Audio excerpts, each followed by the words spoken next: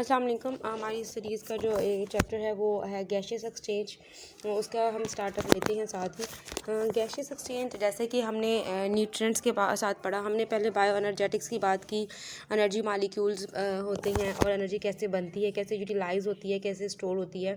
तो उसमें हमने दो प्रोसीजर पढ़े हैं, फोटोसिंथेसिस एंड रेस्पिरेशन।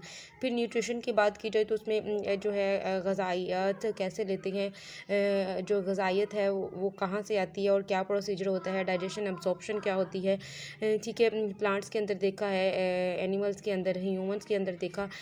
बात करते हैं गैशियस एक्सचेंज की। अब जाहिर है कि रेस्पिरेशन होती है और ज़ाहिर है जो ये जितने भी लिविंग ऑर्गेनिजम्स हैं उनको एनर्जी चाहिए, जितनी भी एक्टिविटीज़ होती हैं उसके लिए एनर्जी चाहिए होती है। तो ये एनर्जी आती कहाँ से है?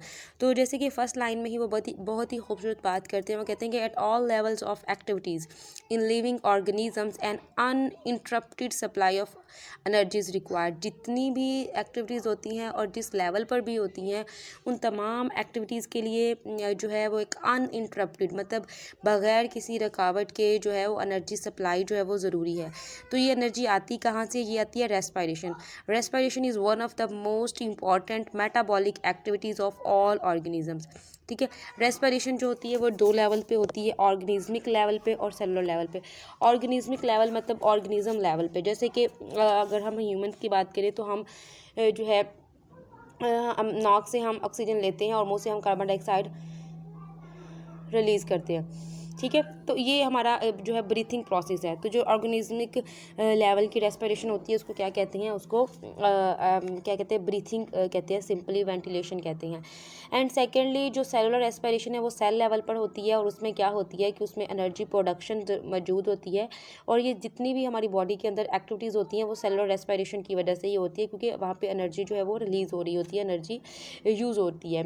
Respiration is the process by which cell utilise oxygen, मतलब सेल जो है वो ऑक्सीजन को यूटिलाइज़ करता है, कार्बन डाइऑक्साइड जो है वो प्रोड्यूस करता है और उसमें से जो है वो जो ऑक्सीजन होती है, सॉरी, जो एनर्जी होती है वो फूड से एक्सट्रैक्ट करता है। ठीक है, एक्सट्रैक्ट करता है फूड मॉलिक्यूल से और एनर्जी को कंजर्व करता है। ठीक है, तो इस जैसे कि एटीपी की फॉर्म में, तो इस पूरे प्रोसीजर को हम सेलुलर रेस्पिरेशन कहेंगे। सिंपली अगर आपको समझ आए हो, तीन चीज़ें होती हैं सेलुलर रेस्पिरेशन में। ऑक्सीजन यूटिलाइज होती है, कार्बन डाइऑक्साइड प्रोड्यूस्ड होती है और जो ऑक्सीजन है वो एक्सट्रैक्ट और कन्वर्ट होती है, कंजर्व होती है, सॉरी, फूड मॉलिक्यूल से। ठीक है, फूड मॉलिक्यूल से वो बायोलॉजिकल यूज़फुल जो फॉर्म है एटीपी है उसमें वो कन्वर्ट होती है, उस फॉर्म में वो एक्सट्रैक्ट होती है। तो इस अमल को सेलुलर रेस्पिरेशन कहते हैं। अच्छा, गैशियस एक्सचेंज का फ़ायदा क्या होता है? मतलब हवा में सांस लेने का क्या फ़ायदा है और वाटर में जो है अंडर वाटर कंडीशन जो है वो सांस लेने का या गैशियस एक्सचेंज करने का क्या नुकसान हैं? तो देखिए, जो गैशियस एक्सचेंज है जो ड्यूरिंग ऑर्गेनिज्मिक लेवल पे होती है वो तो डिफ्यूजन के ज़रिए हो जाती है ना। ठीक है, रेस्पिरेटरी गैसेस जो होती है वो एक्सचेंज होती है बॉडी फ्लूइड और जो आउटसाइड मीडियम होता है उसके ज़रिए। जैसे कि अब हम बात करें तो हमारा जो मीडियम है ये एटमॉस्फेयर है, वहाँ से हम हवा लेते हैं और इसी में कार्बन डाइऑक्साइड जो है वो रिलीज़ कर रहे हैं।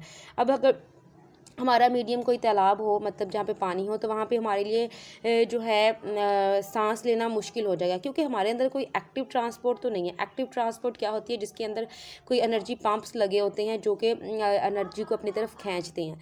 सही है, तो हमें तो फ्री मीडियम चाहिए जिसमें ईजीली जो है वो हम सांस ले सकें। तो इसलिए हवा जो है वो बेहतर मीडियम है, मतलब एयर जो है वो बेस्ट मीडियम है एज़ कम्पेयर टू वाटर, क्योंकि ऑक्सीजन जो है वो हम हवा से आसानी से ले सकते हैं एज़ कम्पेयर टू वाटर। उसकी पहली रीज़न ये है कि जो ऑक्सीजन होती है ना हवा के अंदर, वो मतलब higher than oxygen content of equal volume of water. मतलब वॉल्यूम का जो अगर वाटर वॉल्यूम देखा जाए, एयर वॉल्यूम देखा जाए, तो सबसे ज़्यादा जो ऑक्सीजन मॉलिक्यूल्स होंगे वो एयर के अंदर होंगे। ठीक है, फॉर एग्जांपल, मतलब अगर 1 लीटर जो वाटर है 1 लीटर जो वाटर है उसके अंदर 10 ml भी ऑक्सीजन नहीं होती, जबकि अगर हम हवा की बात करें, फ्रेश एयर की बात करें, तो वहाँ पे 200 ml पर लीटर जो है वो मौजूद होती है।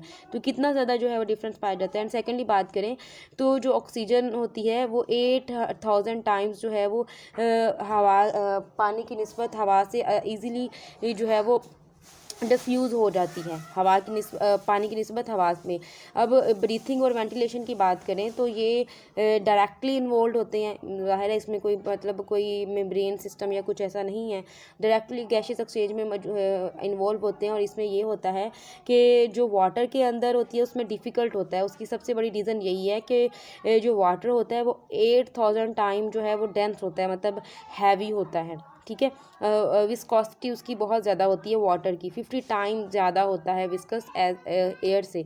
तो इसकी वजह से जो है वो गैसियस एक्सचेंज जो है वो यहाँ इसमें मुश्किल होता है। अब हम स्टेप बाय स्टेप देखेंगे कि गैसियस एक्सचेंज प्लांट्स के अंदर कैसे होता है, एनिमल्स के अंदर कैसे होते हैं और ह्यूमंस के अंदर किस तरह से होते हैं, और इन प्रोसीजर्स को हम डिटेल से देखेंगे इंशाल्लाह।